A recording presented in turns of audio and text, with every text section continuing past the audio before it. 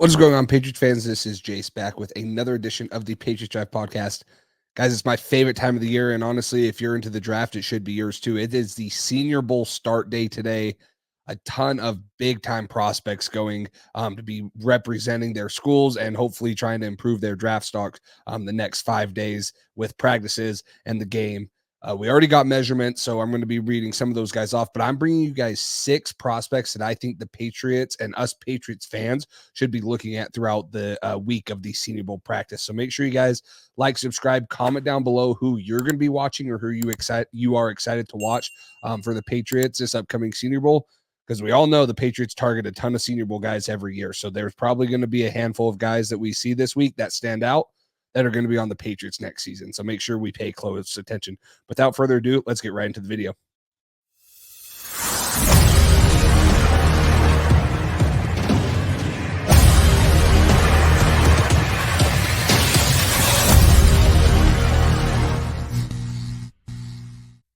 Thank you to our sponsor, Underdog Fantasy. Underdog is the easiest place to play fantasy sports.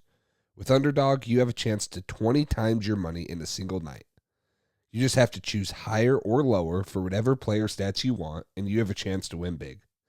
Pick anywhere from 2 to 5 players by downloading their app or going to UnderdogFantasy.com.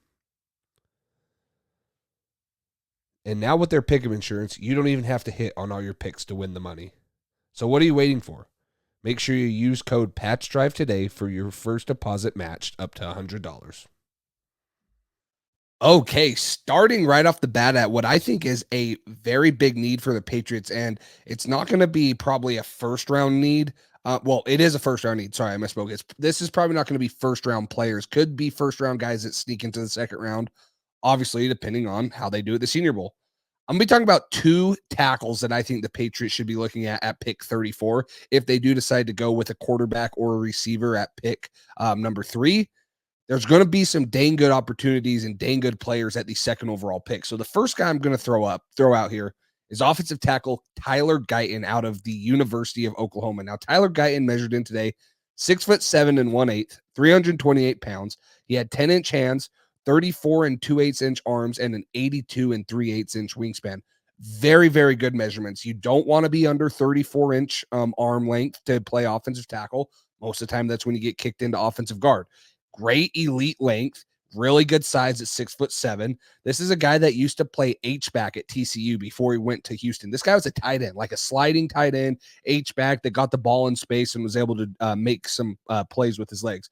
That leads to really good athleticism. He's explosive off the line of scrimmage in the run game, displaces his guys. He has really good hands, really heavy hands, and he has a good punch when he's in pass set, when he's kick stepping. Again, good footwork because of his background as an H-back. And the athleticism, doesn't get beat very often around the edge because he has that speed and he's able to deliver a good blow and kind of stun the defender when he gets to the top of his pass set. And he has pretty good football IQ. IDs his stunts and twists very well. I think this is a guy that can improve his draft stock. I look at a guy last year that snuck into the first round for then got drafted by Jacksonville. I think it was, I'm drawing a blank. Jawan Taylor. No, Jawan Taylor got picked up by the Chiefs. Anyways, there was a first round tackle last year that got that moved up into the first round that kind of got taken, and a lot of people were like, "Ooh, he might be there in the second." A lot of tackles like this are probably going to come off the board to those teams that have a solid quarterback and just need to protect him. So if he does super well this week, one-on-ones, pass rush, stuff like that, maybe he's not there at pick 34, but right now I think that the Patriots have a chance, and this would be a great guy that the Patriots should target if they are looking at offensive tackle in the second round. The next guy that I think the Patriots should target, again, we're going to stick at the offensive tackle position. I think it's left tackle Patrick Paul out of the University of Houston. Again, another monster of a guy at measurements today for the Senior Bowl. 6'7" even, 333 pounds, 9 3/8-inch hand, 36 2/8-inch arm. So, you talked about Tyler Guyton, who had a really good arm size, 34 2/8. Yeah, Patrick Paul goes 2 inches longer than him and an 86 6/8-inch wingspan. Now, that's still 3 inches short of what DeJuan Jones was last year coming out of Ohio State, but he was a mammoth of a dude, 6'8". Patrick Paul, this guy is an elite left tackle prospect. 91.5 pass block grade on PFF. That's the second highest in college football. And he played more than 35 career starts at the University of Houston, all at left tackle. He's experienced. He's has good feet. He's a mammoth of a guy. This guy is who I think could probably be one of the biggest risers too. Him and Tyler Guyton. I hope that I don't want to say I hope they do bad because obviously I want to see their talent. I want to see them dominate.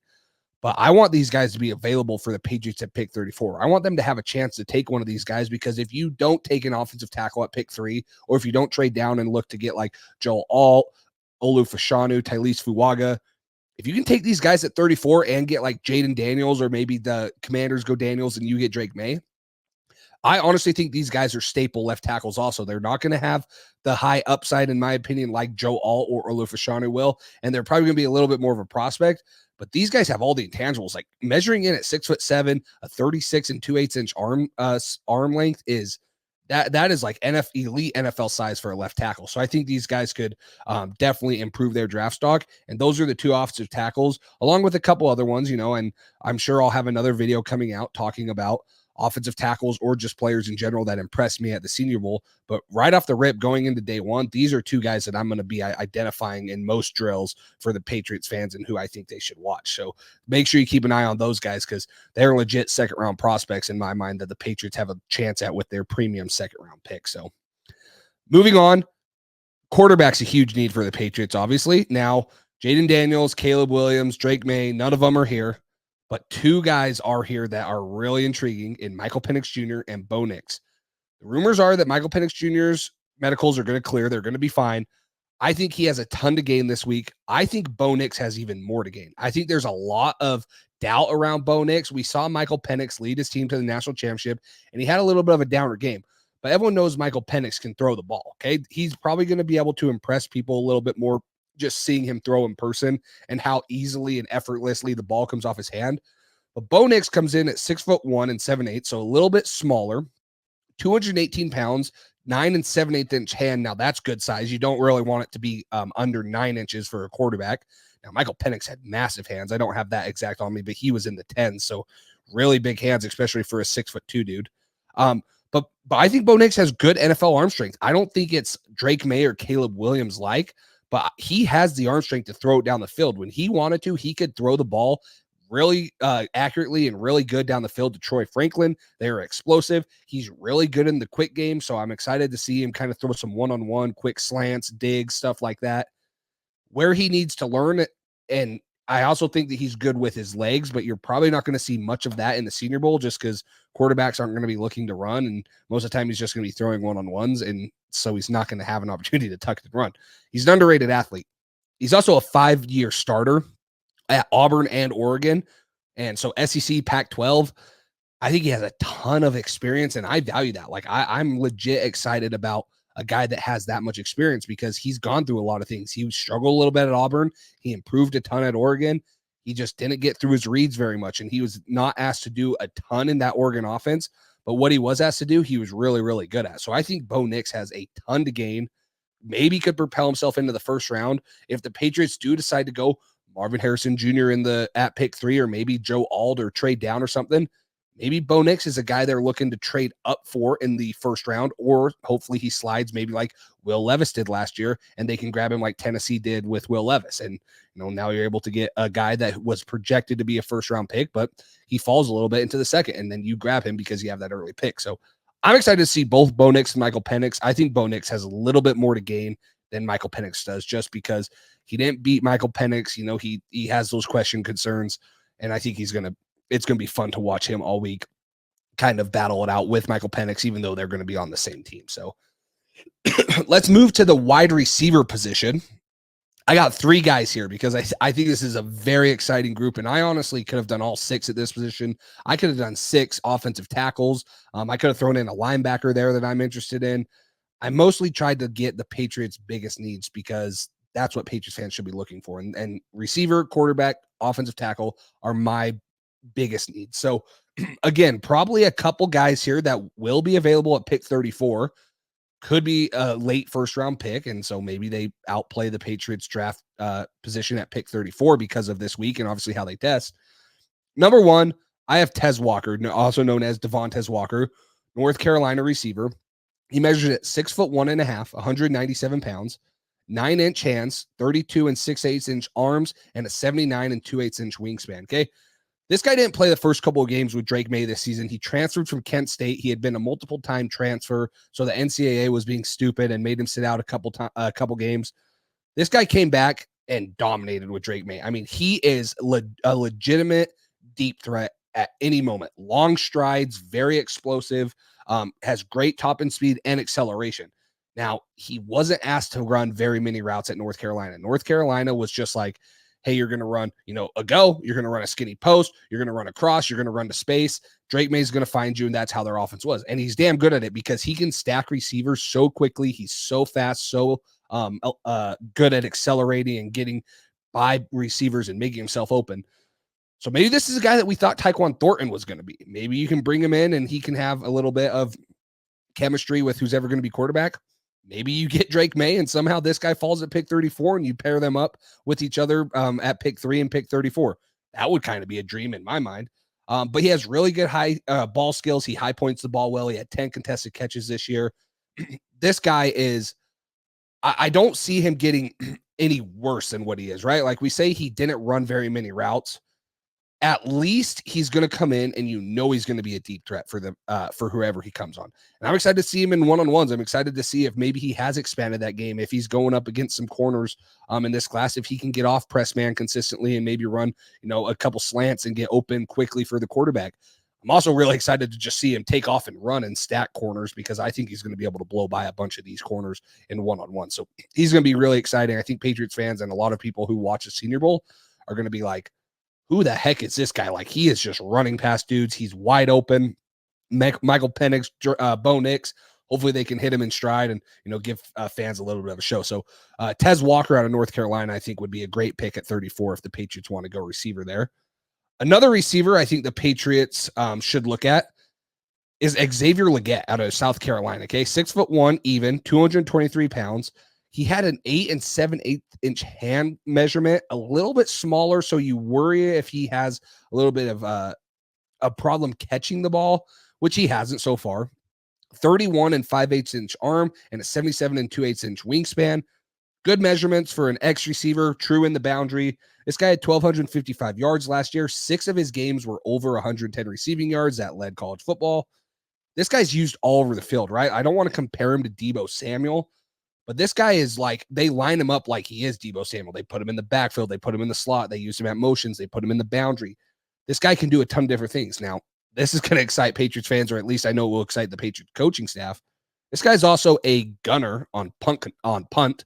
So you got a 6'1", 220-pound receiver that can fly running down as a gunner on punt. So this guy's going to add some special teams value. Maybe the Patriots value that a little bit at pick 34, right?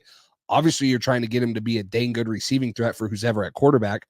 But anytime you can add some special teams value, especially for the Patriots, I think they're going to value that a little bit more. So he does have that going for Patriots, the Patriots to look at him.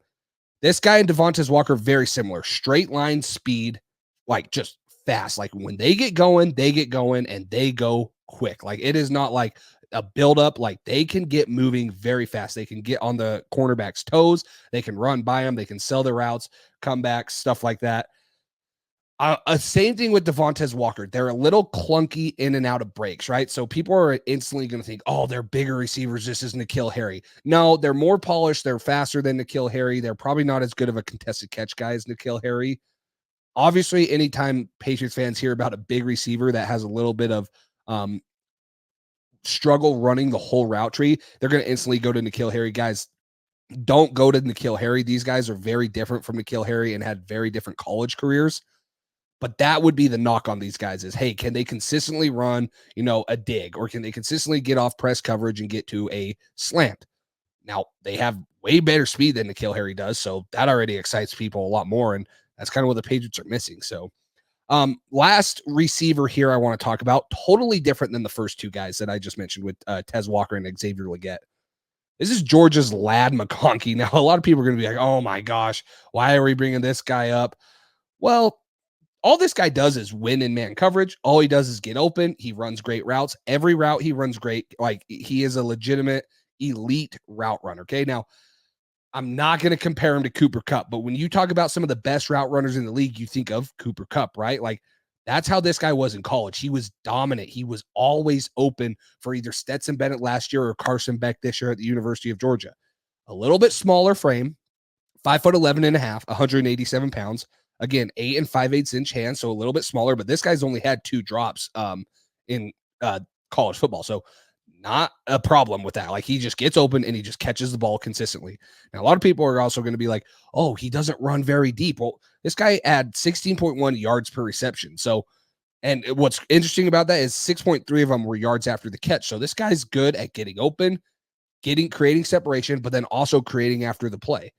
He's like I said, he's a good fluid route runner. He sets up his routes very well. He's very particular with how he sets them up, right? So he'll head nod you one way, he'll get the corner to open his hips, and then he'll slide right under him on an in breaking route, and it's man coverage, and he's running free for 20 yards.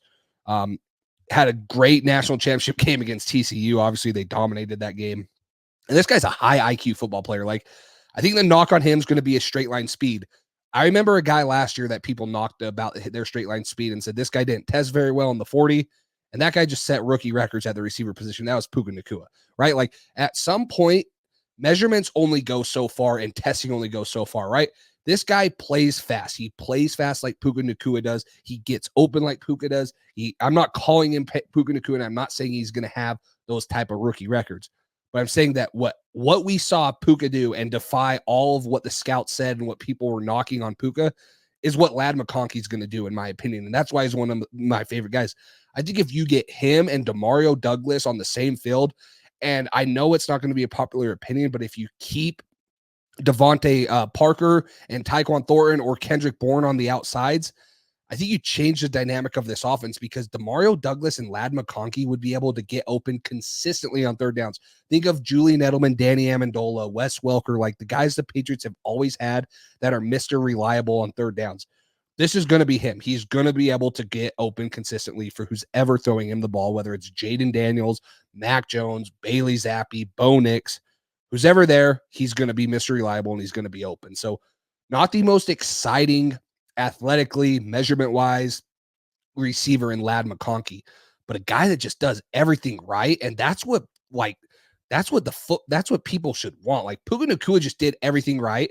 People knocked him because of his 40-yard dash time, and he just defined everyone's stereotype and went out and broke records like that. Now that's going to be very hard to beat, but this is what Ladd McConkey is going to do, in my opinion. So I'm really excited to see him in one-on-ones. I really don't know if anyone can guard him. I really don't. I think he's going to win 95% of his reps at the Senior Bowl. It's going to be really fun to see how well he does in the game and in the practices with some of these quarterbacks throwing to him. So those are 6 guys that I think we should pay attention. Just day 1, 2, 3, right? Obviously, going into tomorrow, there's going to be other guys that stand out, and I'll bring you videos and maybe we'll do a live stream. Make sure you have your notification bell on, so if we do, you get notified. But those are just 6 guys that I'm really excited to watch, that I think the Patriots have a really good chance at drafting at some point in the draft. And they could also play themselves out of the Patriots draft range in the 2nd round or 3rd round, wherever they're going to be. So make sure you guys let me know down below your thoughts on these players, maybe a couple other Senior Bowl guys that you're watching and who you want the Patriots to maybe target. And of course, like, subscribe, comment, use our code PATCHDRIVE at checkout for Underdog. Get your first deposit matched. And until next time, we'll talk to you later.